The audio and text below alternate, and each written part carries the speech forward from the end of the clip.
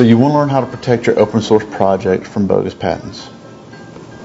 One way to protect against those crummy patents is using a defensive publication.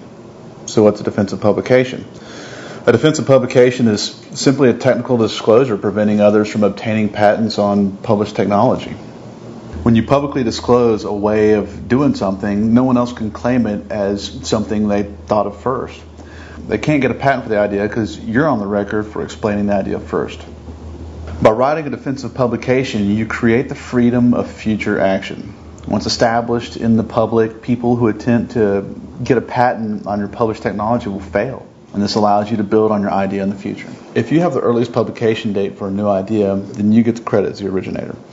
When others learn about your work, they may be able to use it to solve similar problems. You can list these publications in a resume, or write an article, or even publish a paper about your idea. Even better, your publication helps protect the future of the open source movement. The good thing about it is, when you use the Open Invention Network website, it's free. You're going to go to the OIN website and set up your free contributor account. And from the welcome screen, you'll click on Get Started, which is usually on the left side of the screen, and then you'll select Add New. This will get you to the Submit a Disclosure screen. And here's where you're going to submit your ideas that you don't want to have someone patent. You'll start by giving your disclosure a descriptive title, and then you'll briefly outline your idea in the abstract field. You might think this is a formality, but it's not. If your publication is going to be used, people have to be able to find and be interested in reading it. Patent examiners decide to read a disclosure by looking at the title and the abstract, so make sure you do a good job. The next decision is how you want to be named as the author. You might decide to publish anonymously to make it harder for competitors to figure out what you're up to. Finally, you need to upload your defensive publication. Typically, the best way to do this is using a PDF document. As you write your defensive publication, remember, use enabling descriptions. Your publication has to describe your method, system, or device in enough detail that any ordinary worker in your field could read it and figure out how to implement or build it. Don't just describe the concept, describe how to implement it. So let's go over an example. A software concept can be shown in high-level flowcharts, but you also need to show the hardware environment the software is intended for. You can use a system description or a diagram. So don't be stingy with figures. Figures are good. It's easier to understand figures than a lengthy description. High-level charts and even pseudocode work well for software concepts. To make a disclosure fully enabling, it should include a hardware system block diagram to show where the program resides.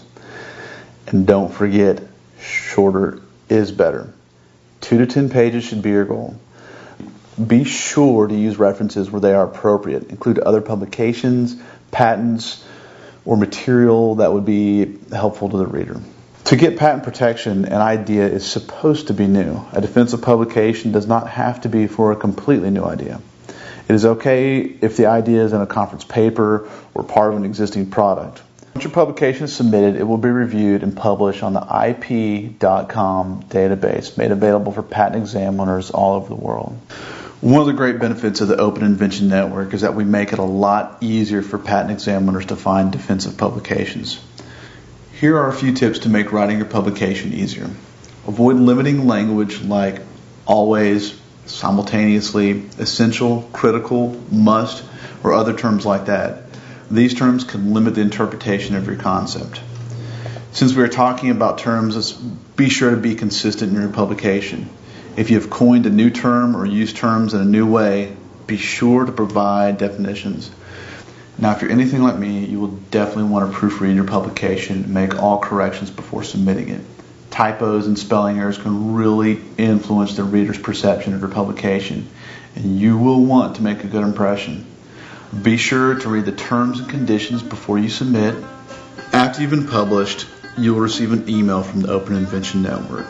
The email is going to contain instructions on how you can access the IP.com database and view your defensive publication.